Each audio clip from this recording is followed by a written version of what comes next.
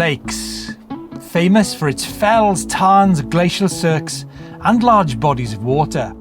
Arguably the birthplace of British mountaineering and famous for Cumbrian sausage and Kendal mint cake. Its 4 highest mountains exceed 3,000 feet, making it a great test for bike rider and the humour of your film crew, comprising 1. The rocks are complex, the weather devious. In other words, the perfect place to trash a mountain bike.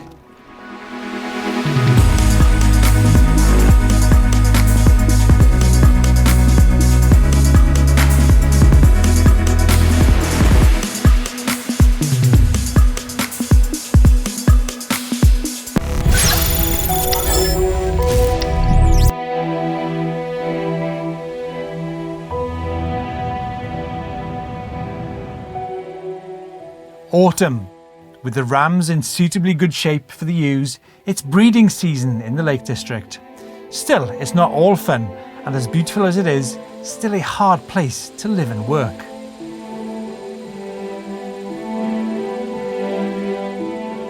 It's also ridiculously punishing on a mountain bike, which is why Kellys thought it was a great idea for us to bring this. The Theos. 5 words: thermoplastic, hybrid, steel, carbon, composite.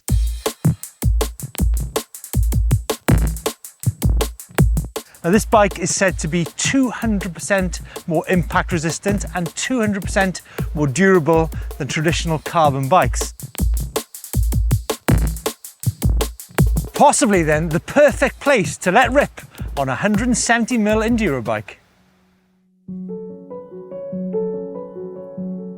So we've come from down there, the beautiful Ullswater, and we're heading up there, Helvellyn, 3,000 feet, and allegedly in an hour.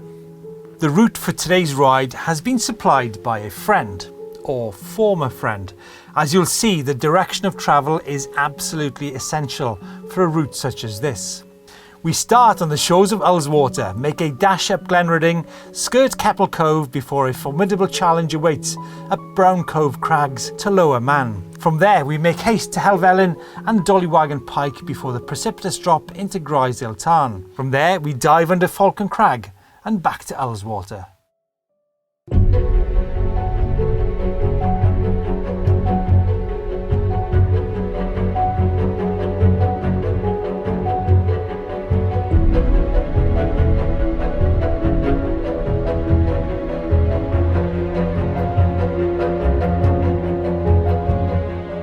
Wow, it really doesn't get much better.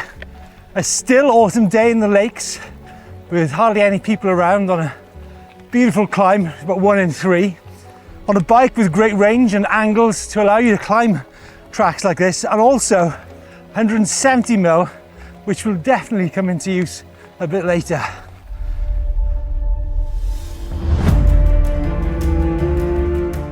Gets a bit loose in places, so you gotta keep the momentum, keep spinning.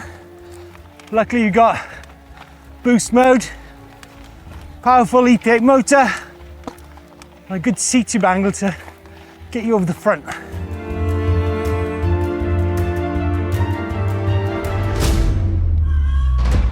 The long range battery on this bike enables you to do these big rides like this. Big collisions, the big rocks are going to come later on in the day, and I think that's where this revolutionary frame material is going to come into its own. It's never been used before in mass production. It's the way that that steel carbon composite, the way the steel is weaved into the frame, means that the force is going to be distributed over a wider area, which actually Kellys say leads to less delamination and cracks like you might see on some carbon bikes. Wow, Lakes really is a spectacular place to ride an e-bike. Some views here for you. You've got Skiddaw Forest, or Skidder as the locals call it, Bassenthwaite Lake, Keswick, Whinlatter, the forest of Whinlatter, Causey Pike here in the foreground. Then we've got the big hills. We've got Great Gable, we've got Pillar, High Stile, Haystacks, and I think just in the corner there is Scafell, the highest mountain in England. And so to the final sting in the tail, the technical 800 metres of hell awaiting at Brown Cove Crags. As we turn the corner, I'm thinking how much fun the Rams are having down the valley. This, however, does not look funny one bit. Having professed to cleaning or attempting to clean this final kick to the trail, it's really loose, it's really steep, and it's really technical. Okay, I've already run out of gears. So it's all about taking my way slowly. Got plenty of energy in the tank at the moment. Clearly that's going to run out as the breathing starts to kick in. Oh shit.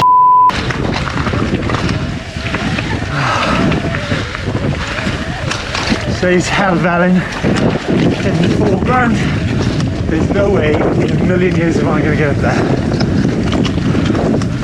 Whose bright idea was this?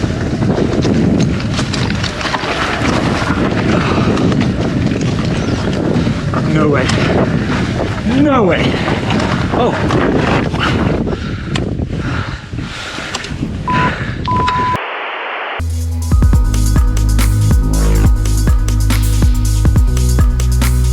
Okay folks, I'm not going to exaggerate. This is insanely steep. You've got to keep your momentum. Because what I'm now doing now is sitting on the chainstay of this Kellys to get more traction down. Starting to get a bit out of breath, but put the seat up now, fraction, and then one final push. Oh, I think I can be given that. Physical, challenging, but bloody hell, it's good fun. I gotta be honest, this is why I love riding e-bikes. I've just been pondering some of the details that make this 170mm bike such a good climber. Three things in particular is the reach, and this is size large. It's a 482mm reach on this bike, which means I can shift my weight around the front part of the bike quite easy. A 459mm chainstay, so that's actually probably one of the longer chainstays on the market, but that in combination with the 75-degree C-tube angle means, like I said, in combination with the reach as well, I'm pretty well centralized on the bike. And one thing which I'd like to talk about a little bit later is look how low the standover is on that bike. So when you get into those tangled roots and rocks a bit later on, you're definitely going to be able to move around on the downhill part as well.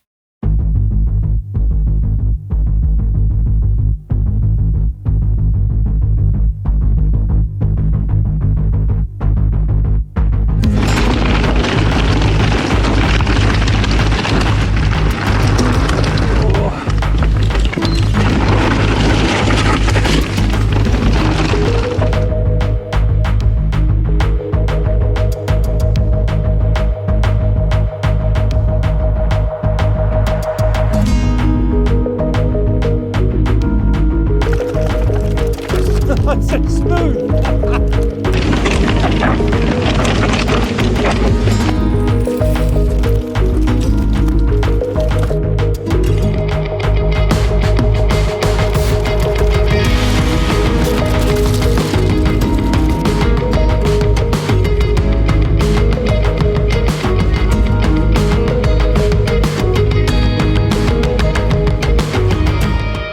Well, that was a workout, I have to say. And do you know, it's interesting because Kellys actually do another model called the F50, which is 140/150 travel and 29-inch wheels, which is more of a trail bike. But I think when you ride e-bikes in the mountains, I think 170 is definitely a good thing to have. We've got 29 wheel up front, by the way, and 27.5 on the rear.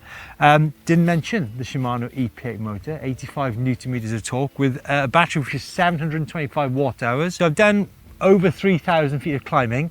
I haven't been shy about using boost mode, I have to say, and I've still got 2 bars left. So it's been a very challenging loop, so that gives you an idea. You can do these big rides on a bike such as this.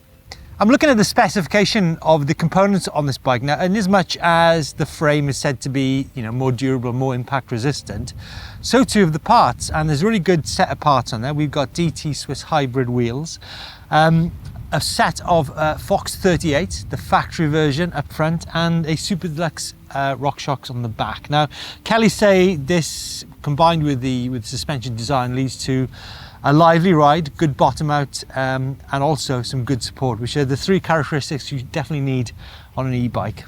Folks, this video has been all about single track hunting, but consider for a minute if we'd done this circuit in the opposite direction. It would have been simply toys out of the cot moments every step of the way. So this circuit definitely had a sweet way around. So I think we went up the smooth climbs and we came down the punishing rocky descent. So make sure you get good advice from a friend or a guide when you do an adventure such as this.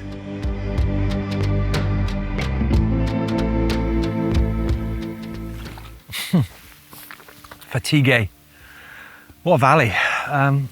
Dolly wagon pike. Now, and the tongue.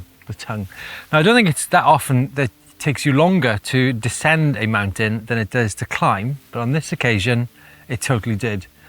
A single track hunting on e-mountain bikes. Thanks so much to Kellys for giving us the 170mm Theos to take some of the punishing out of my body on those like relentless steps. And yeah, folks, e-bikes, eh? What a great tool to go adventuring.